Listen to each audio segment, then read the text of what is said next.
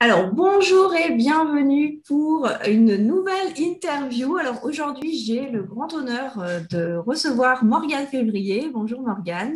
Bonjour Linda, avec plaisir. Alors, Morgane, tu es business coach certifié. Tu as toujours été passionnée des nouvelles technologies. Tu es la créatrice notamment du sommet Entreprendre au féminin, auquel d'ailleurs j'ai participé cette année, mon plus grand plaisir.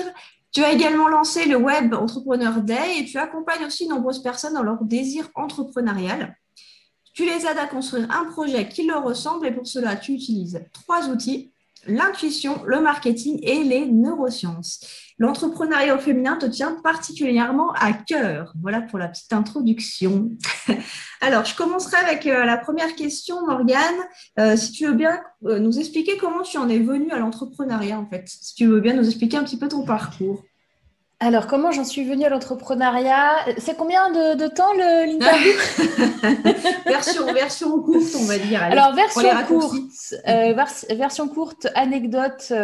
Moi, j'ai fait 10 ans de salariat dans une boîte où j'étais à la fin directrice business développement international, donc plutôt pas mal, tu vois, avec plein d'équipes dans plein de pays, etc.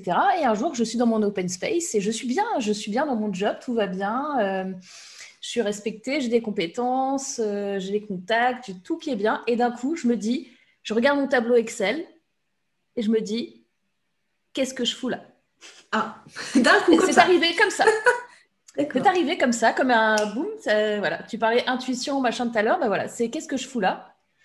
Et en fait, là, et c'est une question où tu te dis, bah, pourquoi tu te poses cette question? Parce que tout va bien. Bah ouais, tout va bien.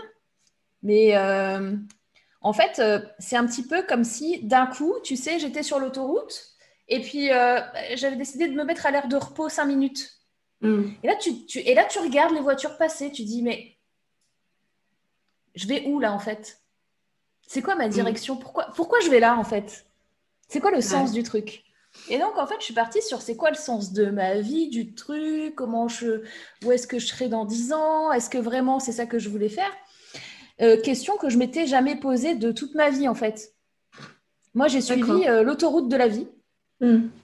c'est-à-dire, bah, tu fais tes études, tu as un job, et voilà, et tu fais ta vie, mais trop boulot dodo, tu as des enfants, une maison. Voilà, bah, Hmm. j'ai fait tout très vite, hein. J'ai eu des enfants jeunes, j'étais propriétaire, j'avais 2 enfants et j'étais propriétaire à 24 ans, si tu veux, hein. Oui. Donc j'ai Hmm. fait tout très très vite et je me suis jamais posé ces questions en fait de pourquoi ou qu'est-ce qui avait du sens. J'ai pris les choses comme elles venaient. Hmm. Voilà. Et pour la petite anecdote, en faisant mes cartons il y a quelques, je sais pas, il y a 4-5 ans, en allant chercher des choses à la cave pour ranger un petit peu, j'ai retrouvé un carton où j'ai fait un dossier pour devenir entrepreneur. Donc, je devais avoir 17-18 ans. Et j'ai retrouvé, en fait, le concept, parce que tout était sur papier à l'époque, hein. Oui. Tu n'avais pas, d'accord? J'ai retrouvé le concept et, en fait, je décris YouTube dedans. Ah oui. J'étais morte de rire. Je me souvenais même plus que j'avais fait ça. Et donc, l'esprit entrepreneurial, en fait, je l'ai eu. Après, je l'ai mis sur pause, je l'ai Hmm. oublié. J'ai suivi l'autoroute de la vie, je suis salariée, j'ai des responsabilités, je suis parent, voilà, je dois alimenter la caisse et tout ça pour faire vivre tout le monde. Et puis un jour, voilà, open space, qu'est-ce que je fous là? Et là, je me dis, bon, bah, ouais, bah, je vais créer ma boîte, quoi. Mhm. Ouais, c'est venu comme ça et voilà, dans la logique, en fait. C'est le retour, en fait, c'est comme Ouais. si tu m'avais mis presque dans le coma, en fait. Je sais pas comment te dire Hmm. ça. Ouais, c'est un petit peu en pause. Enfin, voilà. Tu mets le sens de ta vie en pause. Je pense que Hmm. c'est ce qui est arrivé à plein de gens en 2020. Ouais. Hmm, hmm. C'est-à-dire- Ouais, mais là, c'était provoqué. C'est-à-dire que par ouais. d'autres circonstances extérieures, bah, tu mets ta vie en pause et tu n'es plus dans l'open space, mais tu es assis à ton bureau, chez toi ou peu importe, ou sur ton canapé. Tu dis, mais en fait, qu'est-ce que je fous là? Hmm. Hmm. Pourquoi je fais ce job? C'est quoi le sens de ma vie? Question que je me suis posée à l'époque. Et là, en fait, ça s'est vachement prêté à ça en 2020. D'ailleurs, Hmm. j'ai jamais eu autant de demandes pour être entrepreneur qu'en Ouais. 2020. C'est un truc de Hmm. dingue. Hmm. Ouais, ouais. Ok, d'accord. Alors, super. Est-ce que tu te reconnais si je te dis entrepreneuse atypique? Ouais, c'est un peu comme un appart atypique, quoi, tu vois. Alors, explique-nous en quoi ce terme entrepreneuse atypique te parle par rapport à toi, ton... Parce que déjà, si tu veux, il y a un truc très rigolo, c'est que moi, donc c'était quoi? C'était en 2011 où j'ai eu, ça fait 10 ans maintenant pour l'entrepreneuriat. J'ai créé ma boîte début 2012, mais là, quand je te dis qu'est-ce que je fous là, c'était fin 2011, donc ça va Mm. faire 10 ans. Et à cette époque-là, dans ma tête, j'ai pas de modèle d'entrepreneur. J'ai pas de modèle. J'ai deux modèles dans ma tête, deux trucs qui me viennent à l'esprit quand je parle d'entrepreneuriat. C'est Mark Zuckerberg avec des tongs, un short, en train de faire du code dans une baraque avec une piscine avec d'autres gars. C'est l'image que j'ai. Ou alors un autre gars, euh, plutôt la cinquantaine, dégarni, gros bide, une chaîne, machin, une Rolex au poignet et un cigare. Donc, D'accord.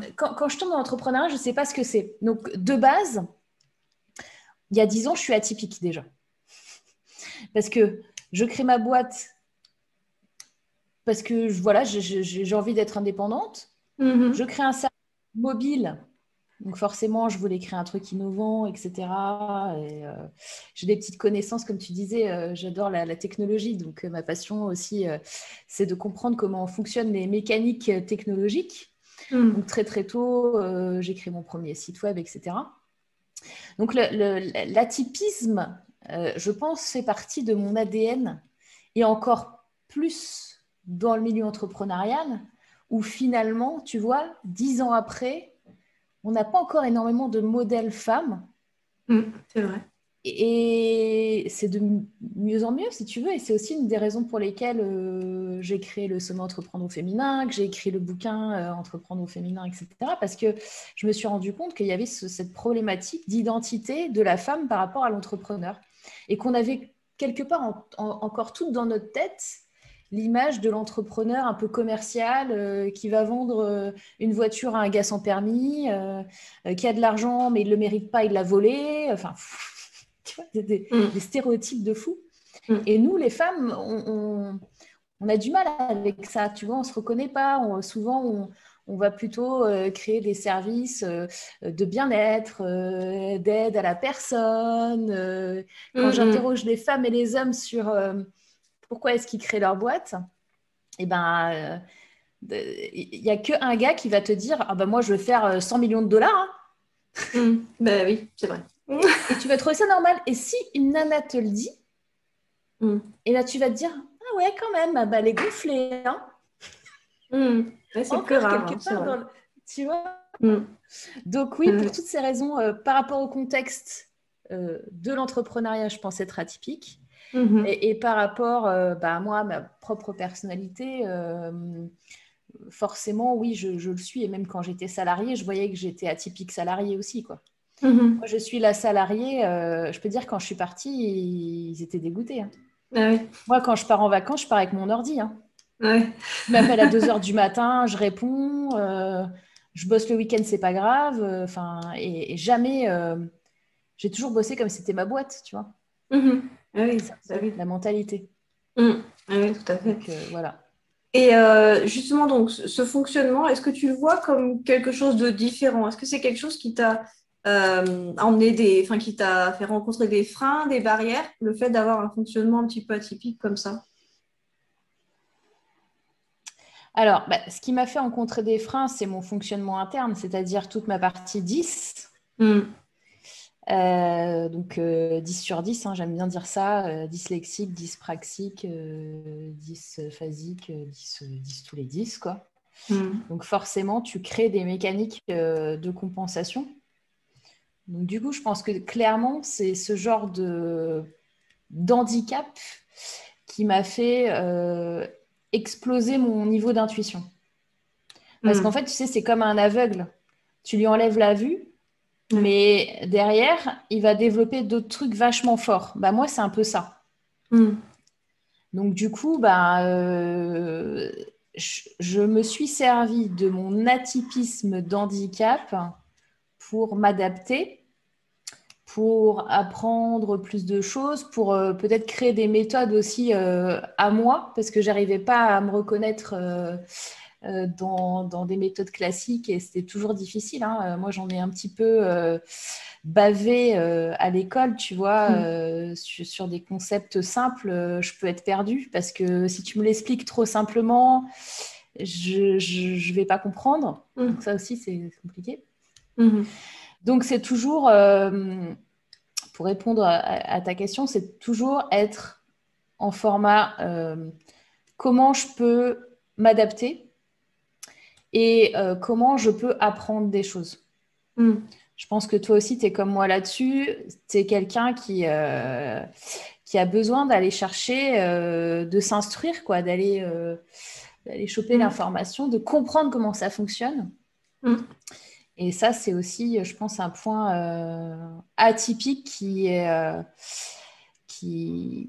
vachement important pour mes capacités d'entrepreneuriat. Oui, c'est sûr, c'est sûr. Alors donc, si on parle un petit peu de fonctionnement différent, on va parler surtout de cerveau débordant d'idées. Je pense que ça te parle, un cerveau débordant d'idées, non? Un petit peu, ouais. Ouais, voilà. Alors, est-ce que justement, dans ton parcours d'entrepreneuriat, comment tu as jusqu'ici et comment tu continues finalement à gérer ce cerveau en mode plein d'idées? Est-ce que déjà comment ça s'articule? Tu vois, le problème de beaucoup d'entrepreneuses que je rencontre, c'est vraiment d'avoir beaucoup d'idées, d'avoir beaucoup de projets. Du coup, en fait, elles commencent quelque chose, mais elles finissent pas. Est-ce que c'est quelque chose que tu as rencontré et qu'est-ce que tu fais, qu'est-ce que tu mets en place pour canaliser tout ça? Bien sûr. Alors, il y a beaucoup de choses. Numéro 1, je suis toujours avec un cahier. Je suis toujours avec un truc, tu vois, je l'ai là. Hein. Et je fais des trucs chelous des fois. Tu vois, là, il y a des dessins, il y a des... OK. Et ça c'est quand j'ai besoin justement de canaliser. Donc, je analyse, je fais des trucs qui ressemblent à rien, et puis d'un coup, ça va ressembler à quelque chose. Bon. Il faut laisser venir, si on a des idées comme ça, il faut laisser venir. Moi, je vous conseille de prendre un papier, un stylo, parce qu'au niveau des neurones, au niveau du cerveau, le fil conducteur entre ta main et ton cerveau, ça passe beaucoup mieux avec un stylo que sur ton écran. Donc, dès que tu as des idées, même pour retenir les choses, hein, petit tips au niveau de la mémoire, si vous voulez retenir des choses, écrivez-les à la main. Ça marche plutôt pas mal. Donc, toujours un carnet et toujours ne pas avoir peur de... tu sais, j'aime bien souvent évoquer ça, c'est la pancine de Harry Potter. Je ne sais pas si tu as vu le film Harry Potter. Non, je suis une des rares à ne pas avoir suivi cette saga. Ça viendra peut-être. Dumbledore, donc le chef des sorciers, le grand boss de l'école, le directeur de l'école, il a une baguette comme ça et il se prend des souvenirs. Donc, il prend dans sa tête, il prend les souvenirs et il les met dans une pancine comme ça et d'autres peuvent aller les voir. Et en fait, moi, je fais pareil avec mes idées. C'est-à-dire, je les prends, je les sors de ma tête. Parce qu'une fois qu'elles sont sorties, il y a plusieurs effets. C'est-à-dire qu'elles ne t'encombrent plus. En fait, la charge mentale, elle disparaît au fur et à mesure. Quand on a beaucoup d'idées comme ça, quand on a beaucoup d'envie, quand on a beaucoup de choses qu'on a envie de faire, et on peut se laisser déborder. Et si on ne fait pas ce genre de choses, d'aller prendre et puis déverser quelque part, ça nous encombre la tête et c'est super polluant. Donc moi, déjà, première chose, j'enlève. Que ce soit une bonne et une mauvaise idée, je m'en fous, je note. J'ai même un cahier à côté de mon lit. Hein. C'est-à-dire, si je me réveille à 2h du matin, je sais que je peux noter mon truc. Ça me rassure vachement. Comme ça, tu peux après dormir tranquille. Mais oui, mais attends, mais tu sais, à l'époque, j'avais pas ça. Et ben, je me suis déjà retrouvée à tourner. À un moment, j'en peux plus. Je me lève pour aller écrire. Enfin, c'est quand même terrible, ça. Je connais. Donc, le petit carnet avec le stylo. Petit carnet avec le stylo à côté du lit. Parce que même si vous n'en servez pas tout le temps, au moins, ça vous rassure aussi de vous dire qu'il y a ça et que c'est bon.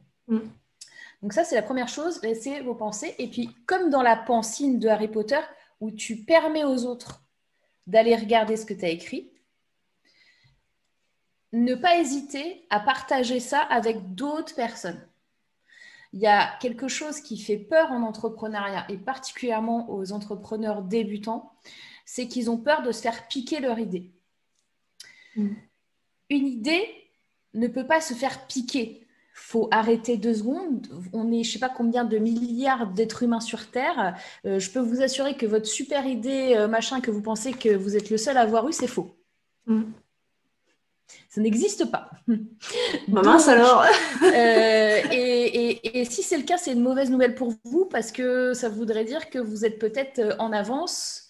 Vous n'êtes peut-être pas dans le time to market parce qu'il y a un processus aussi éducatif quand on crée un produit. Et si les gens ne sont pas prêts à l'avoir, aussi génial qu'il soit, il ne sera pas acheté. Les tablettes, hein, les iPads, etc., ont été inventées il y a bien longtemps par d'autres personnes et elles ne sont jamais vendues. Tu comprends ? Donc, bon. Donc, on écrit, on partage ces idées-là. 3e point, on va au bout. Alors, comment on va au bout ? On découpe le temps. Si on veut faire plusieurs projets en même temps, moi, je suis toujours sur plusieurs projets en même temps. Toujours. Je n'ai pas une journée où je fais un seul truc. Ce n'est pas possible pour moi, ce n'est pas possible dans mon monde de fonctionnement, ce n'est pas possible dans ma tête. Pour moi, ce serait trop réducteur. Je ne sais pas comment te dire ça. Hein. Tu vois, je pense que tu vois très bien ce que je veux dire. Je vois. Donc, aller au bout et se donner les bons moments. Par exemple, si je travaille sur 3 projets en même temps, eh ben, je vais me donner des créneaux dans la semaine pour bosser sur ces 3 projets. Mais par contre, quand je suis sur le projet, tu vois, je prends A, B, C, projet A, projet B, projet C. Par exemple, ce matin, j'ai bossé que sur mon projet A. Oui, tu mélanges pas. Que ça. Bah oui, parce je que mélange si tu pas. mélanges, voilà. Ça fait. Si vous commencez à mélanger, ce que j'ai fait à une époque, hein, si vous commencez à mélanger, vous êtes foutu. Parce que vous commencez à mélanger 1, bah, vous allez commencer à mélanger 2, et puis 3, et puis 4, et puis machin. Et puis la nouvelle idée qui vous vient, on la cale aussi en même temps, c'est pas grave au point où on en est. Et finalement, il n'y a rien qui avance. Pourquoi ? Parce que vous faites trop de choses en même temps. Donc, on peut bosser sur 3 projets en même temps, mais jamais en même temps. C'est ça la clé. Voilà. C'est ça la clé. Ouais, même si, on le sait, les femmes ont les capacités, évidemment, de faire 3, 4, 5 choses en même temps, évidemment. Ne faites qu'un truc en même temps. C'est ça. Vous avez le droit. On a le droit, nous, les femmes, de faire qu'un truc en même temps. On a le droit. Mais si tu sais, c'est intéressant, hein, mais il faut que vous l'entendiez. Oui, vous avez le droit. C'est pas parce que vous pouvez le faire que vous êtes obligé. Et vous allez voir, ça va changer. Et j'ai un 4e truc. Je te le dis rapidement. Moi, j'ai écrit ma propre méthode de gestion des priorités qui s'appelle la méthode WOUI. Obligatoire, urgent, important. Donc, si vous faites 2 ou 3 choses chaque jour qui sont obligatoires, urgentes ou importantes pour votre business, ou même vous pouvez aussi le rattacher sur votre vie perso, et bien franchement, au niveau de votre charge mentale et au niveau de l'avancée des projets, c'est nickel. Voilà, simplement. Et plutôt le matin, et gardez-vous 60 à 70% de créneaux où vous ne faites rien. Pourquoi ? Parce que vous n'allez jamais rien faire, en fait. Voilà, vous n'allez jamais rien faire. Mais vous allez pouvoir traiter les urgences, les trucs, les nouvelles idées qui arrivent, les trucs imprévus, prendre du temps pour vous, etc. J'ai une petite question qui me vient, Morgane, justement, je pense rassurer un petit peu les personnes qui se disent, oh là là, mais en fait, elle bosse combien d'heures dans la journée, Morgane ? Voilà. Parce que si tu nous dis 60%, gardez-vous 60% du temps, dis-nous un petit peu comment tu vois ça. Je n'ai jamais fonctionné en comptant mes heures. Je ne sais pas ce que ça veut dire. Et même en étant salarié, je ne l'ai jamais fait. Donc, imagine en étant entrepreneur. Oui, j'imagine que ça peut donner. Je peux très bien faire une journée de 9h du matin à 21h en bossant presque quasi sans pause. Je fais des petites pauses parce que mon cerveau, il a besoin de temps en temps de breaker. Je peux aussi dire aujourd'hui, j'ai bossé de 14h à 16h et puis c'est tout. J'ai envie. Ouais, en fait, oui. Ouais, non, mais ouais. Tu vois, je me contrains pas dans le temps, je me contrains en fonction de ce que j'ai à faire et de mes priorités. Et je me contrains aussi à ma méthode, c'est-à-dire que si jamais j'ai le matin, je pourrais très bien ne travailler que le matin en vrai. C'est parce que je cale mes 2-3 tâches là qui sont obligatoires, urgentes, importantes pour le business. Tu te rends compte? Je fais ça tous les jours et que je travaille du lundi au vendredi, ça me fait 15 tâches. Non, mais c'est un truc de fou. Essayez, hein, vous allez voir. Moi, ça a juste changé ma vie. J'ai essayé toutes les méthodes GTD, Pomodoro. J'ai tout essayé. Il n'y a rien qui m'a plu. J'ai pris là où j'aimais bien les trucs et je les ai intégrés et j'ai écrit ma méthode, quoi, tu vois, parce que, voilà. Mais donc mon temps, je le gère un peu comme je veux. Si j'ai envie, voilà, tout à l'heure, tu vois, ma fille, elle n'a pas cours aujourd'hui. Elle me dit, ouais, viens, on regarde Pitch Perfect et tout. Je lui dis, ça dure combien de temps? Elle me fait 2 heures. Je fais, bah, vas-y, viens, on regarde. Et sans culpabilité, sans Ah non, mais alors sans pas du souci. tout. Ouais, non, mais c'est bien. Là, si je me dis, ouais, si j'ai envie de dire, voilà, à 18h, je m'arrête de bosser, je vais jouer à la console. Ouais. Bah, J'ai aucun problème avec ça. Alors ouais. là, voilà. Ok, d'accord, super. Et du coup, par rapport justement à ce que tu disais tout à l'heure, même quand tu étais salarié ou encore maintenant, quand tu dis, voilà, tu comptes pas tes heures et tout ça, je suis tout à fait, voilà, je suis un petit peu dans le même cas. Moi, je fonctionne beaucoup à l'énergie aussi. Voilà, si un jour j'ai envie, voilà, j'y vais. Et puis le lendemain, bah, si je suis moins envie ou quoi, ou si je suis moins efficace, ben, je m'arrête. Mais comment est-ce que tu dirais que qu'est-ce que tu as mis finalement en place, tu vois, pour apprivoiser ce profil différent dans le sens de, tu as parlé d'adaptation tout à l'heure, mais est-ce que c'est vraiment, enfin voilà, comment, est-ce que c'est vraiment juste l'adaptation finalement? Comment tu le vois ça? Tu veux dire par rapport au monde extérieur, par rapport à mon travail, par rapport à quoi? Oui, par rapport à toutes les sphères de ta vie finalement. En fait, je travaille, j'ai toujours en fait travaillé un peu plus que les autres. Enfin, c'est ce que j'imagine, mais pas en sens travail.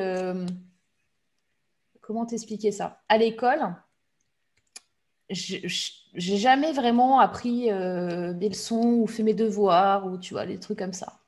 J'ai toujours été une élève assez moyenne. Par contre, je bossais comme une dingue sur tout le reste. Donc sur les soft skills, sur justement les capacités d'adaptation, la confiance en soi, l'apprentissage, la motivation, la mémorisation. Très vite, j'ai fait du dev perso, je pense, avant même de connaître ce mot de développement personnel que je ne connaissais pas. Donc, j'ai dû passer par beaucoup de phases et des phases de répétition, en fait. Souvent, on me demande, oui, comment tu fais parce que, bon, tu sais, je fais des conférences, je suis assez souvent, j'ai mon émission hebdomadaire, je suis assez souvent sur les réseaux, etc. Et où on m'interviewe et on me dit, comment tu fais? Tu as l'air super à l'aise, etc. Ben, moi, je vais vous dire, c'est juste du travail, en fait. C'est aussi simple que ça. Moi, à la base, je suis pas du tout... je suis introvertie. Je suis INFJ en MBTI. Qu'est-ce que tu fais? Donc, Attends, je n'ai pas suivi. tu sais, il y a des façons de faire du profilage, Oui. des tests de personnalité. Donc, tu as plein de choses. Tu as de l'énéagramme. Je ne sais pas si tu connais ce truc-là, non? L'énéagramme, ouais. Donc, tu as ProcessCom, tu as le MBTI. Donc, le MBTI, c'est quelque chose qui est assez connu. Et donc, j'ai un profil INFJ, c'est comme ça que ça s'appelle, c'est introverti. Et donc, pour moi, déjà, rien que moi, je pars, si vous voulez, en mode où je n'aligne pas deux mots. Je suis limite en mode autiste, quoi.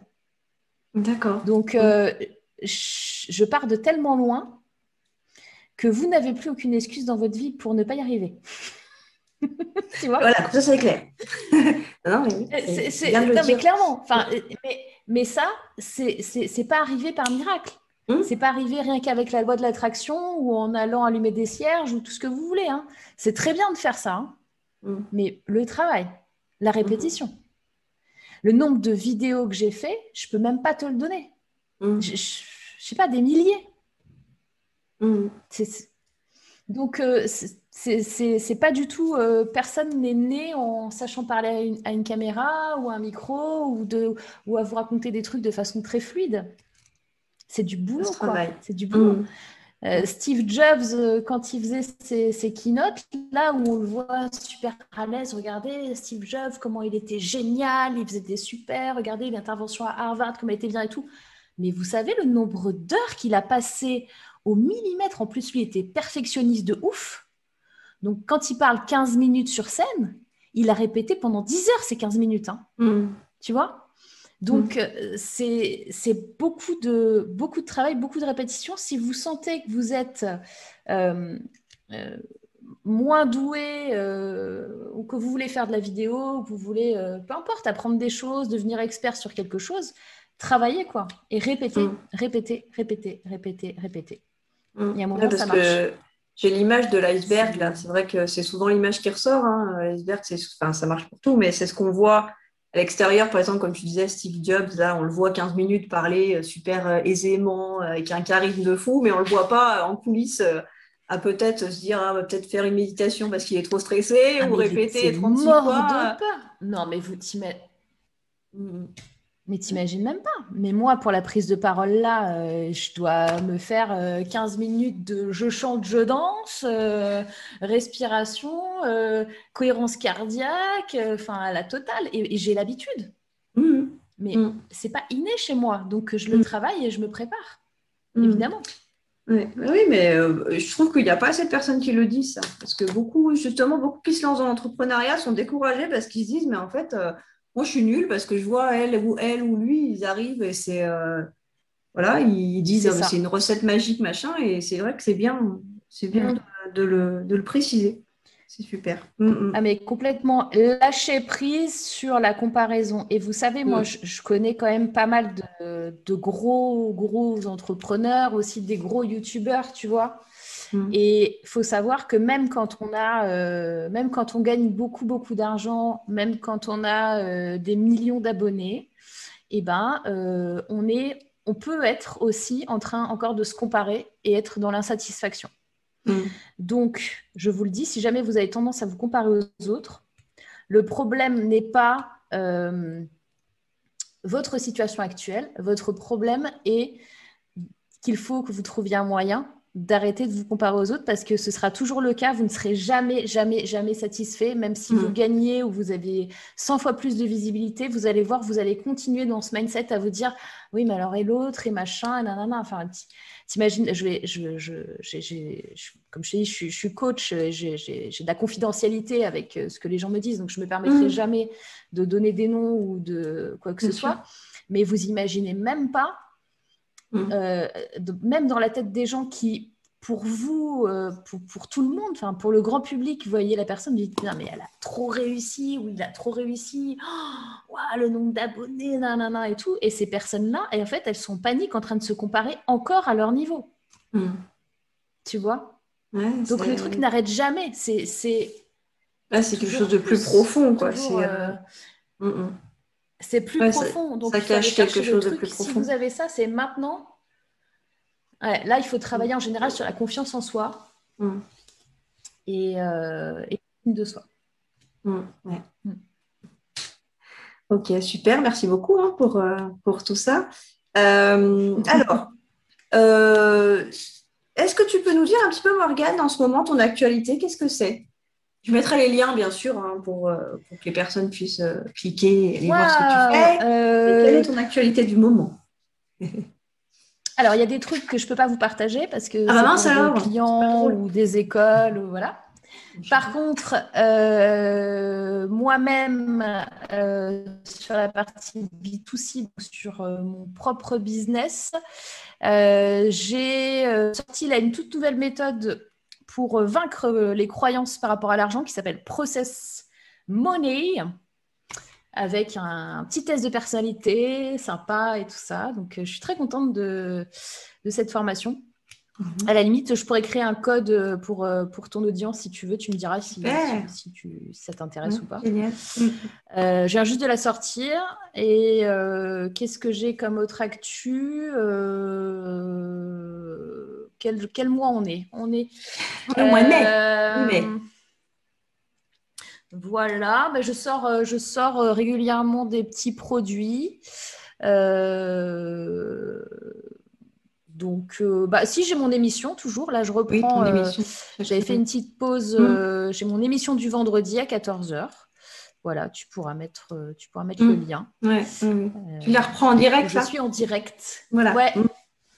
Ok, super. Bon, génial. Alors, pour finir, j'ai deux petites questions en fait qui n'ont rien à voir avec le travail. Juste pour le fun, pour te connaître un petit peu mieux. Est-ce que tu peux nous dire quel est ton livre préféré? Alors, bon, tu peux en citer deux, si tu as deux domaines de lecture complètement différents, ou voilà. Dis-nous un petit peu. Alors, moi, je peux te donner, au lieu d'être dans les trucs un peu bateau, la semaine de 4 heures, père riche, père pauvre, pouvoir illimité, Kiyosaki, les accords Toltec, tout ça, c'est des classiques que j'aime beaucoup. Je vais innover pour que tu aies une différenciation un peu de choses que vont te dire les gens. Moi, j'adore, je vais donner carrément l'auteur parce que pour moi, tous ces livres méritent. Il s'appelle Bernard Weber. Je ne sais pas si tu connais, c'est l'auteur des Fourmis.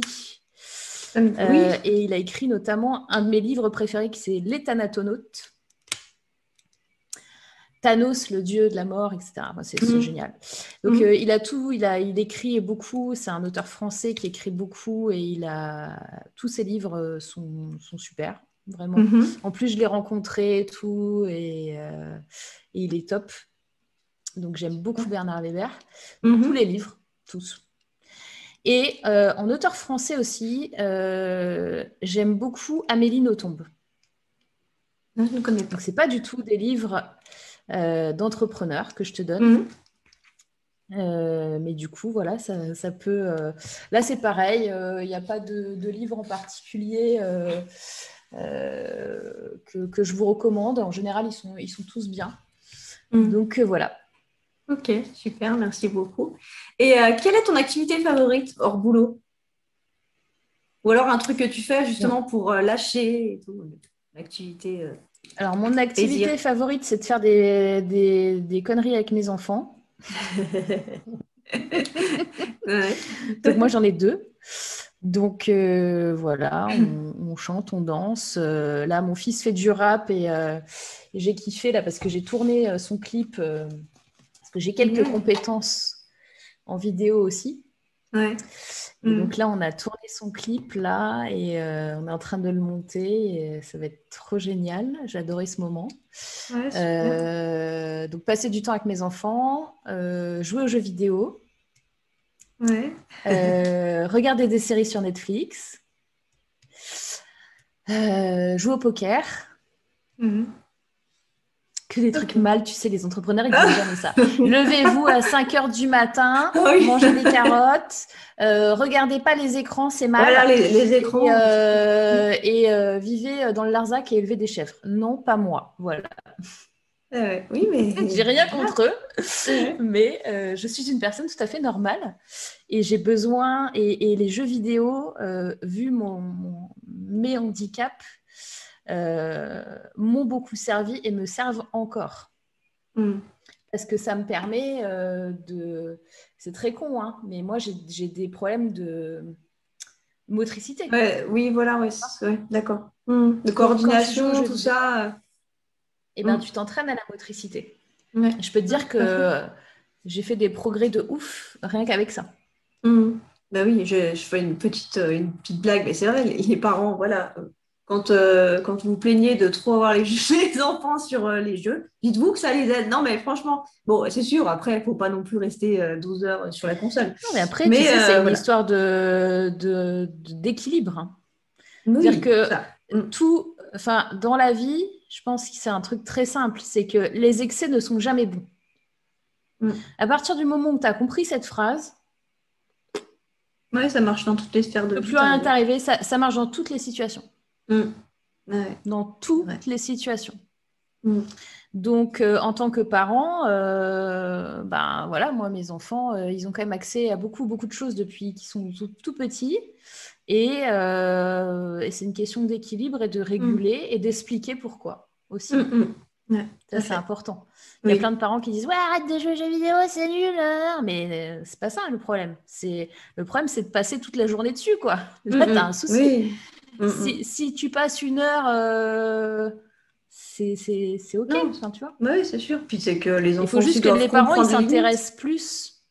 Il faut que les parents ils s'intéressent plus à ce que font leurs enfants aussi, parce que depuis qu'il y a les écrans aussi, tu as plein de parents qui laissent leurs gamins avec les téléphones et puis comme ça, voilà, ils les font pas chier. On va dire ça comme ça. Moi, je suis assez cash, hein, j'ai pas peur, donc je m'en fous. Et puis en plus, je peux parler en connaissance de cause parce que moi, je suis parent, si tu veux. Donc, voilà. J'ai vécu le truc.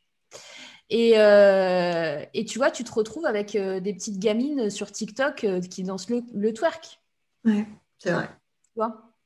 Et moi, j'ai discuté, parce que moi, je suis sur TikTok et tout, donc je discute quand je suis en live. Des fois, j'ai des petites et tout qui viennent. Elles me demandent qu'est-ce que tu penses de ma chaîne. Donc, je vais regarder leur compte et tout. Et plein de fois, je leur dis, mais ça va pas, tu devrais pas poster ces vidéos-là.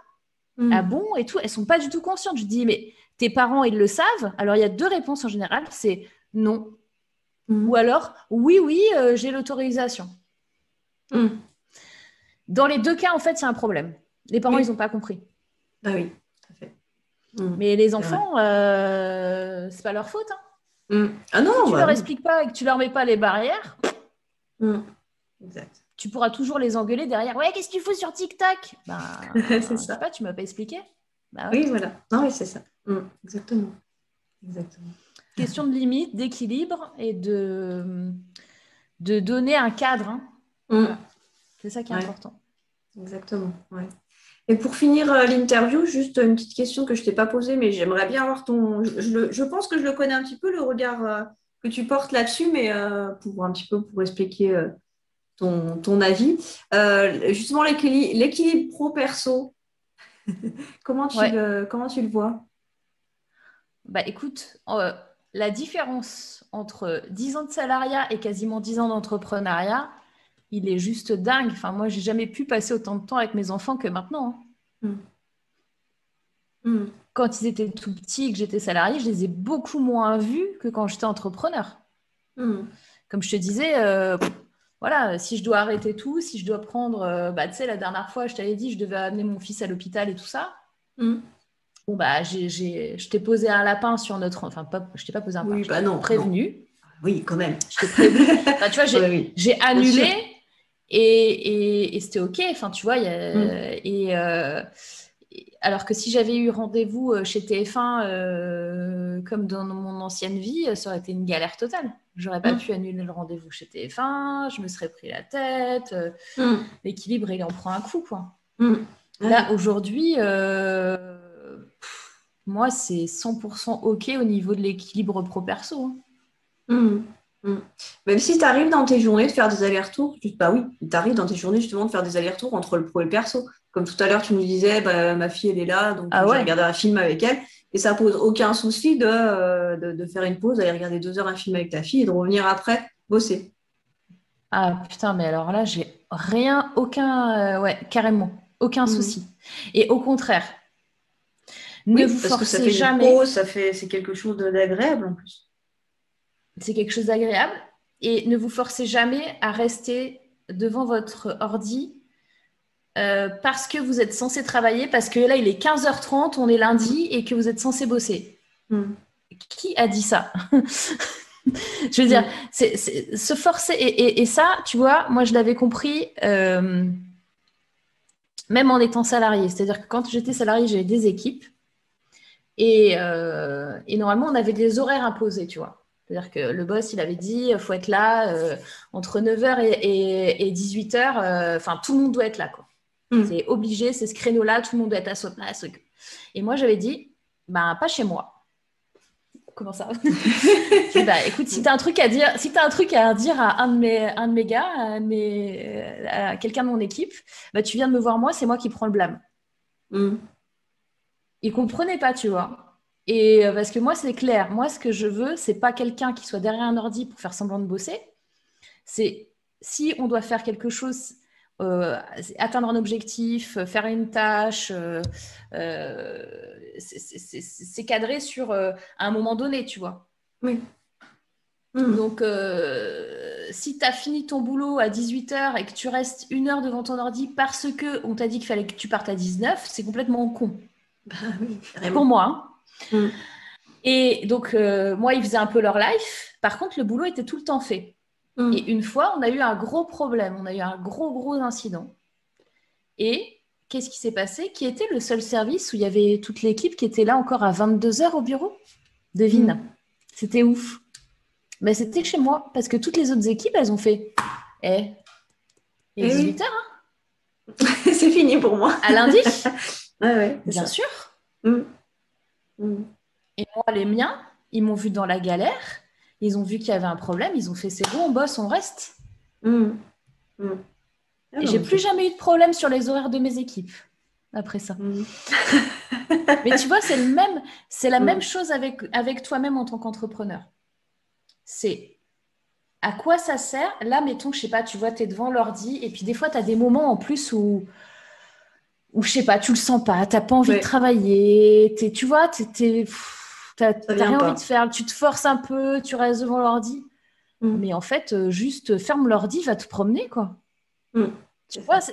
et sois OK avec ça. Et tu vas voir que quand tu vas faire autre chose, tu vas lâcher ton cerveau. Et c'est là où tu vas faire Ah, mais attends, mais je vais faire ça et tout, ça, je vais le faire comme ça. Et si tu restes dans les sables mouvants, là, tu t'enfonces. Tu Mm. vois, si tu continues de bouger, Et alors que oui. tu bouges plus, OK. Mm. Et puis tu te hisses d'une branche et là, tu sors des sables mouvants. Si tu commences à bouger, et ben, tu vas hop, Mm. Ouais, c'est être carrément ça. complètement enfoui. Donc, c'est Mm. exactement ça. Donc, Mm. tester pour ceux qui ont peur ou qui se disent non mais attends quand même je dois bosser puis il faut que je rentre des sous je stresse tester de déconnecter et de faire autre chose, complètement autre chose. Mm. Autorisez-vous à fermer l'ordi, autorisez-vous à dire pendant 1 heure je bosse plus, là je fais une pause. Mm. La pause et le fait de ne rien faire, faut l'accepter et il faut même l'embrasser parce que c'est ça qui vous donne l'énergie d'être à 100%, voire à plus que ça dans vos capacités. Mm. Ouais, ouais. Tout à fait. Bah, c'est une belle conclusion pour finir cette interview. Merci beaucoup, Morgane, pour le temps que tu m'as Avec plaisir. accordé. Et donc, je mettrai tous les liens nécessaires à suivre Morgane dans la description pardon, de la vidéo. Donc, merci encore, Morgane. Je te dis à très bientôt. Je vous dis à Merci, bientôt à très à bientôt. toutes. Et puis, dans un nouvel interview, une nouvelle vidéo. À très vite. À très vite, salut.